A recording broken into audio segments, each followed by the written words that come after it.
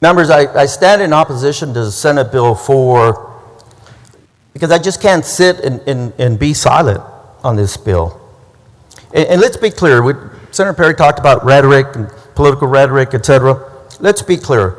If you molest a kid, you rape somebody, you commit a serious crime, you should go to jail. And if there's a detainer on you, you should not be released.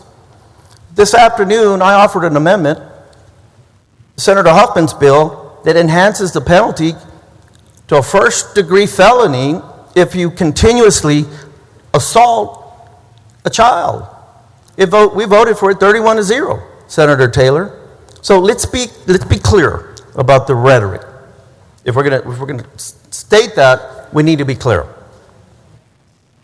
What I'm concerned about, members, are the unintended consequences of this bill. You just heard a situation between Senator Perry and I. That's an unintended consequence. It's not intended. I'm not talking about those that are here undocumented. I'm talking about those that are legal citizens, but they get detained unlawfully. Senator Huffman used to be a judge, can tell you it happens, and not just to Hispanics. It happens to a lot of people that get detained unlawfully across this state. And then they're released, and they're detained sometimes just because there's a mistake. They had the wrong person. It happens. I've been doing criminal law for 25 years.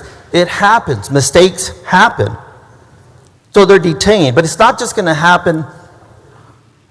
It's going to happen to folks that look like me, like Senator Hinojosa, like Senator Menendez, Senator Rodriguez, and others, Senator Garcia.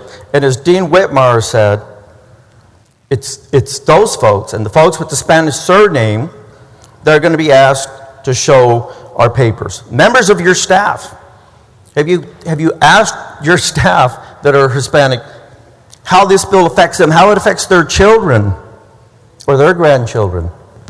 Members of the media, some of them are going to be affected by this bill. I'm worried about the children, no fault of their own, are going to be detained and have to prove they're an American citizen, even though they're born in Texas, born in the United States. They're going to get caught up in this system. Where are they going to go to? They're going to go to juvenile? Where are we going to send them, members? They're going to go to CPS? What's going to happen? We have to think about the unintended consequences of this bill. They don't have a driver's license. They don't have an insurance card. Who walks around with their birth certificate? None of us. Some do. It's no secret, members, that I am proud to be a United States Marine, like Senator Hinojosa, Senator Van Taylor. I was born in San Antonio. My mom, ironically, was born right here in Austin, Texas. But I never thought, after I joined the Marines at the age of 18, that some 35 years later, after 20 years of serving in this capital, that if I were detained, whether it be lawfully or unlawfully, that I would have to prove that I am an American citizen. And that's what this bill does, folks.